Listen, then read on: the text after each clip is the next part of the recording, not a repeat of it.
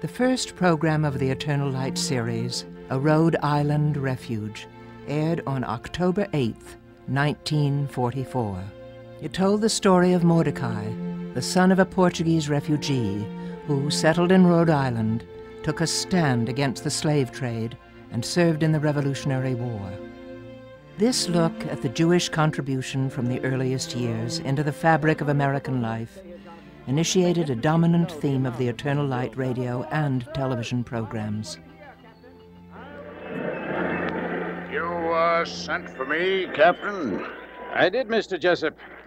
Programs like The Pugnacious Commodore, which explored the life of United States Naval Commodore Uriah P. Levy, who was responsible for abolishing corporal punishment. This morning you flogged a man. He was insubordinate. I said no flogging aboard this ship. He refused to obey my orders. Mr. Jessup, my orders were no flogging.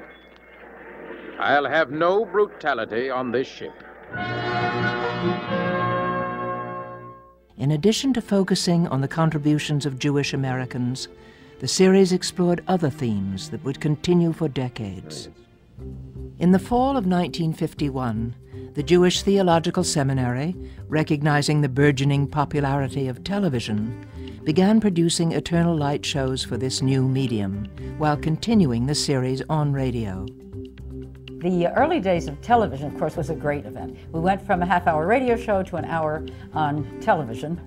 Same cast, same people. Of course, we had sets then. They had to erect sets, and there were little shtetl houses and things like that. Of course, it became an acting piece. And the actors had to dress, they had to look a little more like the parts. They had to memorize the scripts, which was quite different. What do you intend to do to him, Mr. McDonough? Do what you expect, Mr. Turo. I'll teach him not to run away again. For the first 6 or 8 months, we had to do these television programs live, and that was really nerve-wracking for the actors particularly. They weren't used to that. Growing up as a boy in the 1950s and 1960s in Virginia, it was really the content of the programs themselves that captured us. It says that you're a free man. This here paper say I ain't nobody's slave no more. You mean I can walk out of here right now? Whenever you want. The moral lessons that were promulgated, that were disseminated through these shows were really wonderful, so that I have actually very, very fond memories of this program. The themes that the radio series had highlighted were also at the center of the television series, with the connection of Jews and America leading the way. Our Eternal Light drama today, Trapdoor, is the first in a series of 3 programs on the American Jewish experience. Here is the altar in those synagogues. And here underneath the altar is something else. The Trapdoor returned to Turo's Synagogue and Newport, the focus of the first Eternal Light radio program. The trapdoor under the altar and the tunnel here.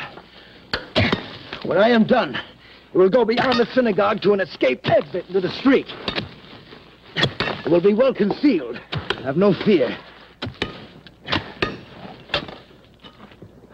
We have built a Jewish synagogue in the Crown Colony of Rhode Island.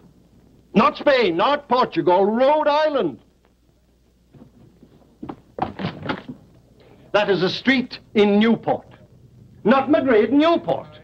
Many of the shows did speak to the contributions that Jews had made to American society. But I think more than that, what I remember the most was that the values that were inherent in Jewish tradition, values of decency, justice, compassion, fair treatment of others, were ultimately compatible with the very core values of freedom and justice that stood at the heart of the American narrative. I thought that was really the most important element that was emphasized week after week as we would watch this program. Good morning, Mr. Seixas. I'm sorry to be late with it. I took it to your house first and there was no one there. A body can hardly make his way through the streets this morning. Good morning, Solomon. Rabbi, where shall I put it? Here, right here, if you will, right here.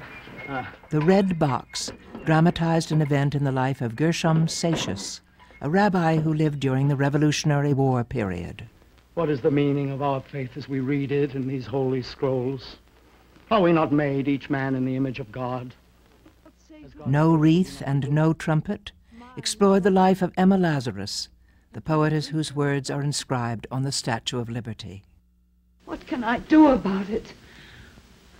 What you are doing makes these people immortal. No, they need no wreath and no trumpet. They need a home, someone to tell them. All who weary enter here. The old world of the shtetl. Where We Came From included documentary footage and interviews with renowned Jewish Americans, Chaim Potok, Leo Rosten, and Belle Kaufman, granddaughter of Shalom Aleichem. Like all great humorists, Shalom Aleichem knew that the best humor comes from character. There's something eminently sensible in a man who says, "It's better to be healthy 1 week than sick for 2 years." An outgrowth of this focus on the connection of Jews and the American heritage was the interest in labor causes, Morton Wishengrad himself being a former employee of the International Ladies' Garment Union. Thus the creation of shows like Never Ask What Country, the story of William Green, the second long-term president of the American Federation of Labor. Twice as many coal miners are killed in America as in Germany. 3 times as many as in England. As far as I can make out, in the last 10 years, more than 1 million coal miners have been seriously hurt. It'll go on like this until we can get some kind of system of working man's compensation. Lily.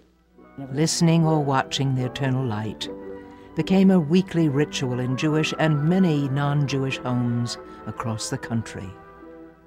Even today, you can talk to people who were old enough to have listened and watched those programs in the 40s and 50s. And they'll say, well, I used to watch Eternal Light every Sunday. Thimbles and thread, buttons and binding. It made a real impact. Gimel is a ghetto. The Tsar says that Jews can't go beyond the wall.